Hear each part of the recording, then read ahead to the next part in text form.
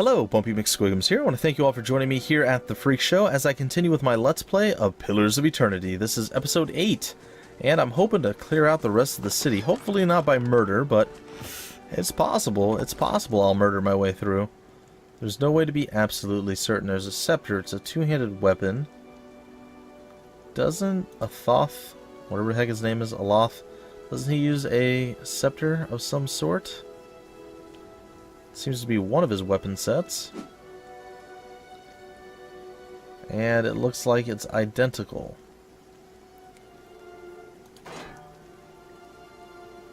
Well, I don't know exactly what the difference is, but we'll go in here now and take a look. Fast mode activated. Oh, Naughton's in here. Well. This man and woman appear to have been deep in conversation, working at closing two bulging satchels. They move to embrace until the woman notices your approach and pauses, her smile faltering just a little. Hello. Can we help you? She looks to her companion, brows furrowing with confusion. Do you know this man, Naunton? Naunton coughs. Yes, I think we met in the Valewood. I warned him about the bear. He inclined his head. Glad to see you made it. Was there something else you wanted? You two seem to be in a hurry. Yes, I imagine so, Ingroid laughs. We're packing for a trip, actually. I've been meaning to visit Defiance Bay, and she looks at Naunton. Well, in truth, I think I've had my fill of this town. Naunton reaches to take her hand. It's time for some new scenery, he says. I know what really happened in the bear caves, Naunton. The color drains from Naunton's face. I don't know what you mean. I told you the truth of it. Are you accusing him of something? Ingroid looks to Naunton, touching his arm. If this is about the accident, we're both grieving Pearlie's loss. But it was a wild animal's doing. Naunton shakes his head minutely. You see a tremble in his hands. What would make you suggest such a thing? Oh, I had a vision in a cave. I saw Pearlie's last moments as he lived them. I saw you cut him with a knife. Stop, I have no patience for cowards or liars. Let's do resolve. Naunton flinches, but meets your gaze. After a moment, he sets his jaw and nods. Fine, I confess it. I did it. I saw to it that he never left that cave. His hand falls to his sword, and I'd do it again. Naunton, wait. Ingroid raises a hand. I don't know what you saw in that cave, but this isn't what you think. Pearlie, my husband, he was as much a beast as that bear. I tried to leave the first time I suffered his temper, but he wouldn't have it. She looks away, expression pained. Naunton, we met, and I knew I'd found someone special, someone kind, who cared for me. Please, all we want is to leave this place, to start somewhere else. She looks down at the satchels. We've some coin saved up. You could have it if only you'd let us go. Sounds fair enough. Hand it over. No, whatever your reasons, you've caused a man's death. I'm taking you to the magistrate. Pearlie doesn't get a second chance. You two don't deserve one either. Keep the money. Use it to start your new life. I don't need your coin. Go. Get out of my sight. This is a tough one. If what she's saying is true, he's beating her, and something needed to be done, but murdering him, I don't know. I don't know. I mean, an eye for an eye, a tooth for... meh. Just makes everybody really ugly. An eye for an eye and a tooth for a tooth. A bunch of really mutated people. And by mutated, I mean mutilated. I'm gonna roll with, I'm gonna turn him into the magistrate. I don't know what you think you'd tell the magistrate. A story about a dream you had, not in sneers, but you won't take this from us. Not when we're so close, and not for that wretched Pearlie. Naunton draws his blade. Are you serious, dude? You really think you can step to me? Yes. You must be drunk. You must be out your mind, buddy. I would have to say, with a fair amount of certainty, out of his mind is probably not overreaching.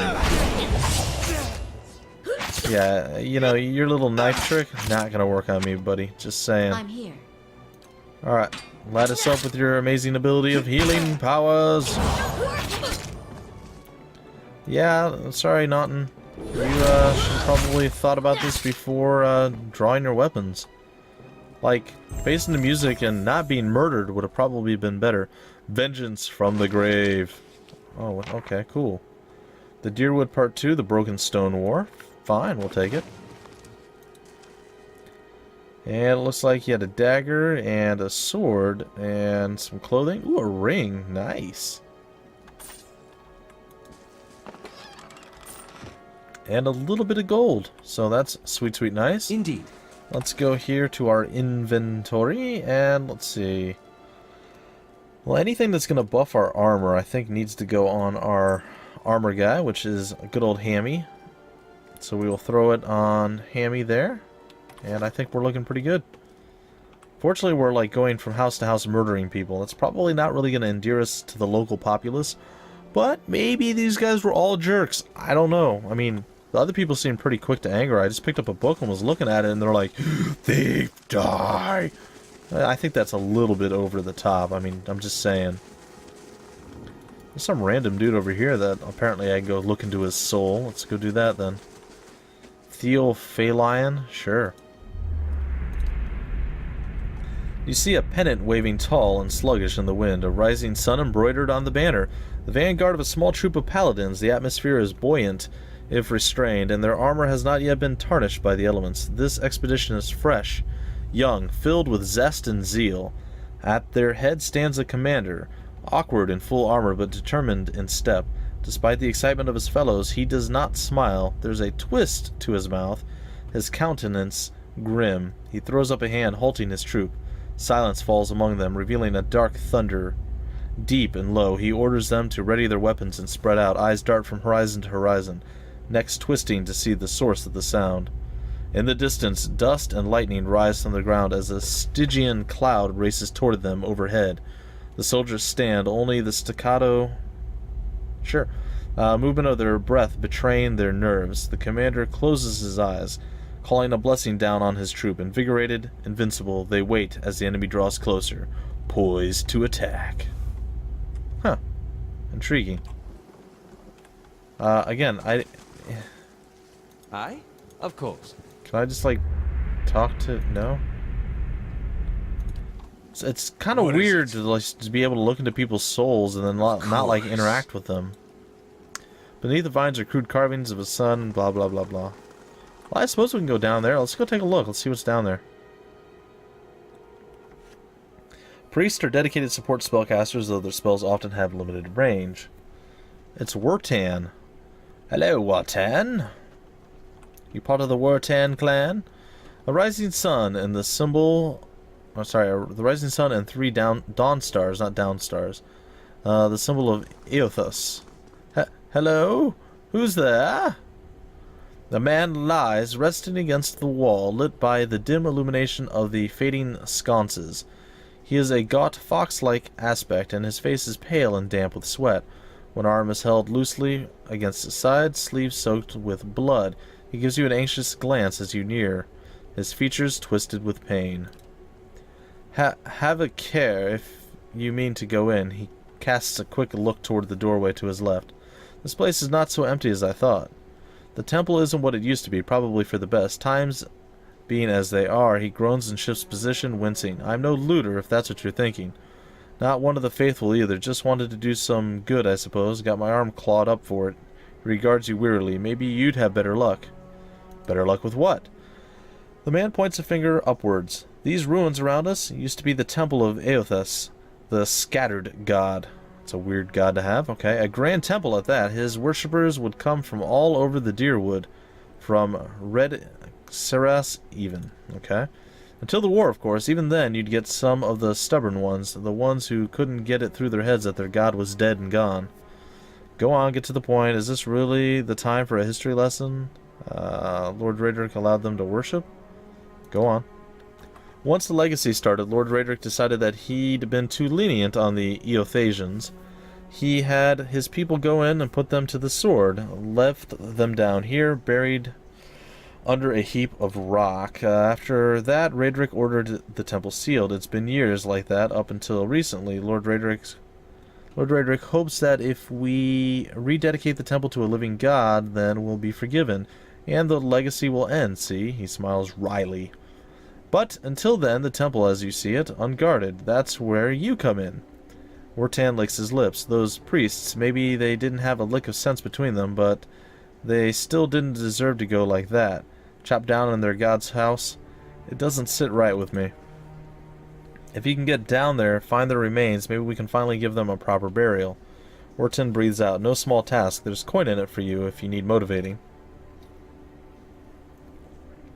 Aloth's cautious expression softens. A pleasant surprise to see that someone around here has a shred of respect for the dead. I'll find them. I take it you aren't supposed to be in here? They're long dead. What does it really matter where they are buried? Wait, you want me to bring you some skeletons? I'll find them. Then by the flame, I owe you a good turn. But listen, the temple's been sealed off for so long, it's crawling with creatures. But if you get past them, the priests would have been down on the lower floor. They'll still be there if they're anywhere. Those priests had all kinds of secret chambers, switches in the walls, trick sconces, that kind of thing. Keep an eye out, and take care down there. I wouldn't want to have to send someone else after your remains. Wharton looks up at the stairs. You might talk to that Eder fellow if Raedric hasn't hanged him yet. Word is he's a follower of the dead god. Maybe he'll know something more about this place. He's usually out by the smithy. I'll wait here by the stairs and keep a lookout. Maybe try to patch yourself up some. Or myself up some. Alright, Wharton, what's up, buddy? Hail and well met. He nods to us in greeting, cradling his injured arm. You've returned. Find anything? I'm still exploring the upper levels. Nothing yet. Well, I'll keep at it. I figure that down at the lower reaches for certain. Alright, let's go back upstairs and talk to that dude that they suggested.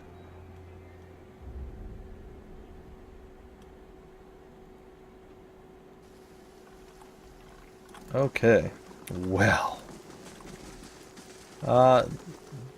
Why? You know, the blacksmith actually sounds like a good idea. Maybe we can get something good out of the whole ordeal. Like equipment, for instance. That would be pretty swell. Druids have a wide variety of AoE or area of effect spells of death. I don't think I want to loot anything in here because it would probably make everybody hate me a lot. Alright, buddy. This man is of an impressive build, towering above the countertop.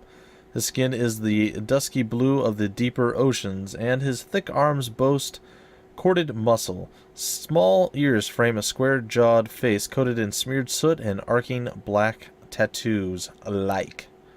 He offers you a broad smile as you approach. Welcome, you're the first new face I've seen in quite some time. What can I do for you? What do you have here? You come to us at a strange time, I'm afraid. The stock's not what it used to be, but we find weapons and armors to offer you yet. All forged right here at the Black Hammer. Alright, show me what's up. Of course. Alright, camping supplies, that's pretty cool. Oops. Didn't actually mean to wow, that's expensive. What the heck? Wow, ain't that amazing. Alright, does it compare what we're using now? I mean, 15 to 20. That doesn't really seem worth 6,000 monies. Increased reach. Hold wall. And there's a knife. I mean, none of these things really seem all that amazing to me, to be 100% honest. The breastplate might be pretty cool. It's medium armor. Damage reduction of 8. It might be okay. The mail armor is better than the breastplate? How does that work? I guess it covers more of the body. We have the minor ring of deflection, of protection, the blunting belt. Okay. Wow, there's actually quite a bit. Oh, a rope and grappling hook. How does that help us? A pry bar, a bronze horn figurine, and the cape of withdrawal. Huh. Well, some interesting things, I suppose. The scale armor is 7, 8, and 9. And the outworn buckler? Like, why are they special? I don't understand. Like, what makes this thing worth 6,000 monies? It's got the increased reach and, I don't... Oh, gosh. Go away. Come on. Alright. I'll just get out of here for now. I don't... I guess I could sell to him. I mean, that's a thing, right?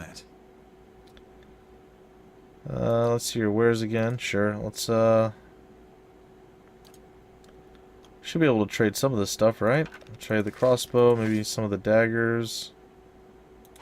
One of the rapiers. So club. Let's get rid of that too. We'll trade that straight out. Anything on our people that we want to get rid of?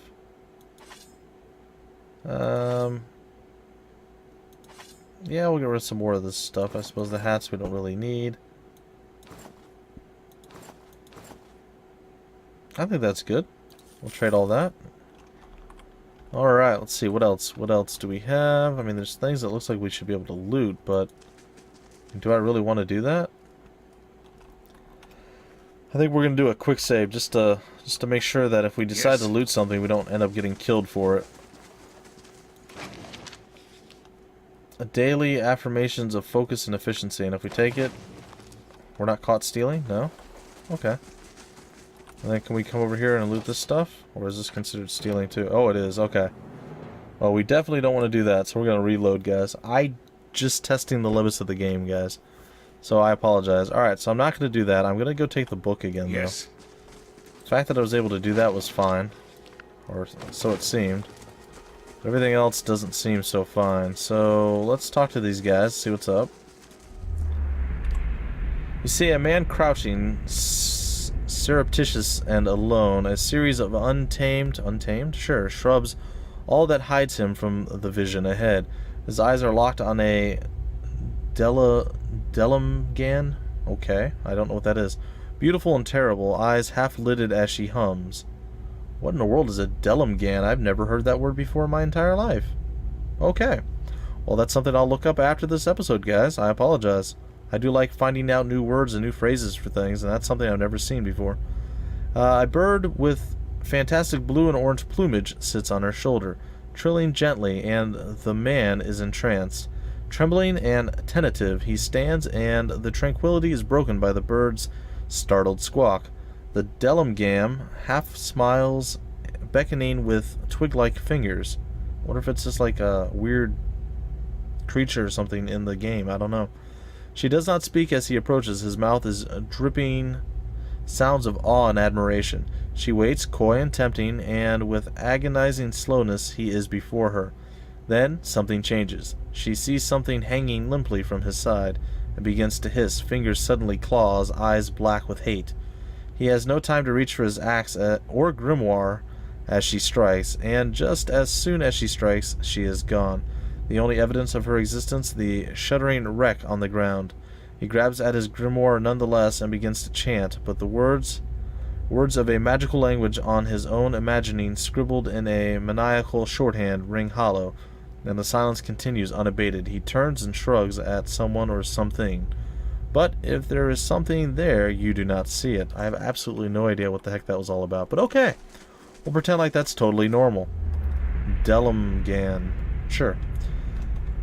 Alright, what story do you contain, sir? You see a group of adventurers surrounded by a crowd of attacking Zaribs. This man is with them, seemingly unconcerned by the battle, even detached from it as he stands in the middle of his comrades, chanting, his expression bordering on elation. His voice is powerful and deep, booming out across the combatants at a rich counterpoint to the chaos of their fighting. With every phrase, the battlefield changes. His allies grow with a pulsing blue light, freezing the Zaribs that surround them. A blazing pyre erupts from the ground, cutting and burning the creatures, and sending them scattering. One of the fallen Zaribs suddenly explodes as 3 giant grubs crawl from its corpse and attack the remaining enemies. The man continues to chant, thoroughly enthralled in the joy of the moment. Finally, the creatures have been reduced to 1. His allies stand back as the man approaches it, still chanting. He removes his hammer and swings it at the Zarib. His phrase ends as the hammer connects with its head, punctuating the spell and bringing the song to an end. Okay, so chanter. Cool. Let's get out of this place. It seemed to be a little less impressive than I was hoping. A Delamgan, huh? Delamgan. That is a word, folks, apparently. Maybe, like I said, maybe it's some sort of mythical made-up thing out of this particular world, but I've never heard of it before. Well, isn't this interesting? Oh, looks like there's some more people. There's Hugo, or Hugo, as some people would enunciate it. Yeah, let's go talk to Hugo, see what he's got to say. Alright. You see a room, bright, warm, and covered in greenery. There isn't a spot in the entire space that doesn't have some kind of plant growing in it. Small germinating seeds in a corner here. Large, sprawling vines climbing the walls there, although most of the plants are actually in some kind of container. There are a few that have grown from the dirt floor itself. These are just as lovingly cared for as anything else in the room. Why am I not scrolling? What's going on here? There we go. Okay, there we go. Creepy. This man wanders through the plants, smiling at each and every one, an old pipe clenched between his teeth. Stopping next to one, he touches a leaf, lifting it up to look at the underside, then gently rubs it between his fingers. It takes a small handful of soil in it. He takes a handful of soil. Alright, anyway, grows in and crushes it with his fingers. Satisfied, he drops the soil back into the pot and continues to the next plant. He hums a low, cheery tune as he moves amongst the plants, occasionally stopping to sing a few words of something to one of them. Finally, he reaches the door, having visited every plant in his room. He turns back to look at them, a look of serene pleasure on his face. Then he turns his back and is gone. Well, that was weird and not really very interesting. It's okay. Not all of these have to be super interesting. You see a group of people standing around a wagon transfixed on a sword as it swings in a large, graceful arc. This man holds the sword, passing it from hand to hand with a relaxed ease, making the blade dance in front of his audience. He tosses it into the air, spins, and then puts his arms behind his back to catch it. The crowd claps excitedly, and a couple of them gasp, certain they were about to see a tragedy. Well, aren't you just a little showman? Alright, I think we've just about exhausted the places we can go into the village. There's probably still a few places I missed. Like, if I had to guess, I'd say... We'll go talk to Eder. I don't think I went up in this area or up here. And maybe I did... No, I think I went up there already. So there's a couple places that I've still missed. But that's okay. That is okay. Ah, here we are. The smell of pipe smoke, at once earthly and sweet, winds its way into your nostrils. Your eyes trace the smoke to its origin, where you find a broad man with a straw-colored hat leaning against a mossy rock, his pipe held to his lips with one meaty hand. He looks you directly in the eye, but the look is not aggressive. He regards you with a peculiar smile, or 17 smirk. and a half. No, could be 18, depending on how you count the dwarf woman. I'm The sorry? dwarf woman. You were trying to figure out whether to count her as a full person. I think you oughta. What are you talking People about? hanging from the tree. 18 of them. Well, last I counted, anyway. Aloth frowns. Is that what you people do for fun around here? Name's Adair. Though to the people around here, might as well be 19. Don't think I'd put you much higher than 22, 23 tops. You look like the sort that likes to get involved. What makes you think I was interested in the dwarf woman? He looks at you for a moment, his brow arched, his smirk broadens. I was smoking over here, saw you staring at her. Twice I refilled my pipe. You never so much as blinked. Your mouth was so slack I took you for a Radric at first. Sorry. Do you know what a watcher is? Careful, friend. Let's not use that word round here. There'll be any number of Radric bootlickers within earshot. Ciphers, animancers, watchers. Same thing in the eyes of folks around here, Radric especially. They come through these parts all the time with their cures, preying on the desperate. None of them are who they claim to be. Of course, Fair enough. seeing you with that funny look, I'd be halfway inclined to believe you were having some kind of communion with that dwarf. Either case, maybe I'm not 19 after all. No offense. You think you're going to be hanged? The town's had it in for me for a long time now. Only fellow who ever stuck up for me, well, he's number 18 up there. My headman on the farm. Used to be my captain during the war. The war? I broke him, he's not speaking anymore. The Saints' War. Only one in a lifetime. Fella decides he's the living incarnation of Eothas, overthrows Red Caris, I still don't know how to enunciate that one. We'll just call it Reed Saris, marches on Deerwood, so we gave him a Deerwooden, a Deerwooden hello. What's a Deerwooden hello? We blew him up. He smiles at this, but it is a smile of one recounting a joke for effect rather than enjoyment. Who is Eothas? God of rebirth and redemption, formerly anyhow. Maybe they call him something different where you're from. I had other questions. Why was your headman hanged? Got involved. Redrick sent men down here the other day, said they had it on good authority someone in town was working with Kolsk, plotting Redrick's overthrow. Said if he didn't come forward right then and there, they'd hang every last one of us. No one was coming forward, so Swithin, that's my headman, he steps up and says it's him. They took him at his word. He sighs and shakes his head, his eyes fixed on the tree. Bound to happen sooner or later, if not for plotting against Redrick, then for protecting me. What does your town have against you? That's what it comes down to. Used to be a lot of Aethys worshippers in Gilded Vale. That mess of rocks over there, there was a temple to him, to give you some idea. Then one day, somebody named Widewind shows up on Deerwood's doorstep. Says he's the living flesh of Aethys. Got an army with him. Suddenly, Aethys isn't so popular in these parts. My brother Woden and me, neither of us believed it. No way was that Aethys. He enlisted, then I did too. But, he didn't make it back.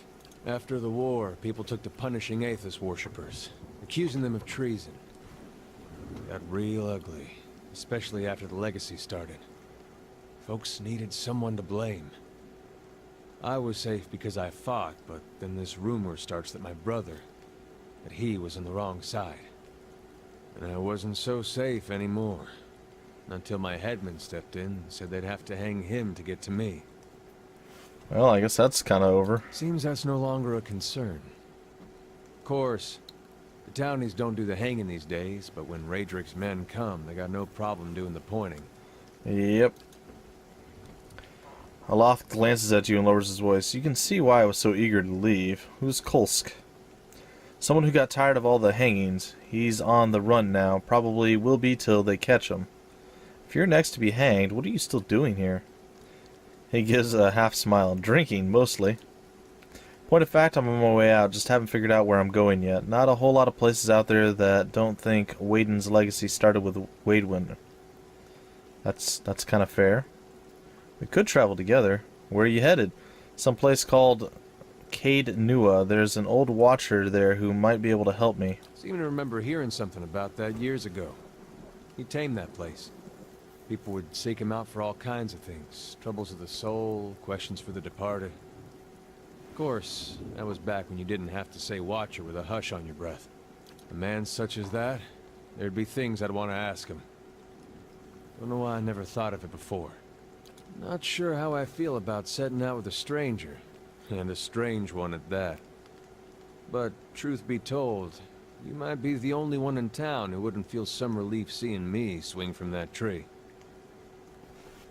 That's fair, I suppose. Ouch. That hurt. Sorry, guys. I'm injuring myself here, apparently. There's a fine reason, if I've ever heard one. All right, then. Guess I'll do some sightseeing. Yeah. We got a new guy. Not the one picking the sights. Okay, he tilts his head forward and gives you a pointed look. Alright, let's get going. Yeah! We got a fifth person, folks. What is he, I wonder? Let's find out. Ooh, a level 3 fighter, too. What? Oh, and our boy just leveled up, too. Yeah, Headhunter, doing work as a barbarian. Athletics and survival, sure. Yeah, we can do that. I'm all over it. Okay, so we have a few different things we can do here. Greater Frenzy. Cultivates the Barbarian's inner rage, granting additional bonuses while under the effects of Frenzy. Plus 2 Might and 2 Constitution. Accurate Carnage. Learns to line up his or her most savage blows, improving the accuracy of secondary attacks from Carnage. Okay. And Barbaric Blow. The Barbarian deals a massive blow, causing additional crits and extra damage on crits for both the blow and any resulting hits from Carnage. Carnage also hits a bigger area. I don't know what Carnage is. That could be a problem. Well, I'm going to lean toward maybe Greater Frenzy for now. I haven't really looked into these other things. Maybe I should do that at some point. It looks like you can... two-handed weapon style. Oh, you actually do bonus damage with two-handed weapons. That's pretty cool. So you can actually specialize a little bit more. And then focus, you get accuracy. Oh, and it specializes weapons out even a little bit more, adding accuracy to it as well. That's pretty neat. And hold the line, what is that? +1 enemies engaged? I don't know what that... trains a character in new defensive strategies, increasing his or her engagement. Oh, so you can actually hold more than one person in engagement, so they can't break off to go after other people. That's kind of neat. You can increase... Wow, this is actually pretty neat. I keep saying neat, but I'm serious. Scion of Flame. Increase burn damage and damage reduction. +5 damage reduction to burn and 20% burn damage. Now, I think we're still going to go with our class skills for now. Or class talents, as it were. Okay, there we go. We are done. Let's take a look at him. Does he have any additional skills that I was unaware before? It's just Frenzy, and then he's got nothing else. And then Eddar's got the Knockdown and the Defender. Okay, the fighter adopts a more conservative combat strategy, concentrating on defending incoming attacks. The fighter receives a bonus to deflection and increases his or her number of engagement targets to 3, but at the expense of attack rate, which I assume is how fast you attack. Yeah, times 0.8% attack speed, so you lose about 20% of your attack speed, +2 enemies engaged, and you gain +5 deflection. That's not bad. It's not bad. I think I'm going to break off the episode here, guys. I was hoping to be a little bit further along, but I think this is actually not so bad. He's got a hunting bow and a war bow. That seems a bit odd. But you know what? That's okay. That is quite alright. I think we're in a fairly good spot, and I think we're going to actually head back down in here. I'm going to adjust my formation actually right now. I think with him in the forefront there, I think we're going to actually be looking pretty good. So he actually has more health than any of us. So yeah, maybe he's going to be our tanky guy. I don't know, he's already a level 3. So we're going to head on downstairs, and I'm going to break out the episode before we go dealing with the creatures or the monsters or whatever it is that's down here to do bad stuff to us. So I want to thank you all for joining me. I had a lot of fun. Hopefully you did too. And yeah, that's pretty much going to do it for me here at The Freak Show. And I will catch you guys next time with more Pillars of Eternity. Until then, my name's Bumpy McSquigums, and I will see you later.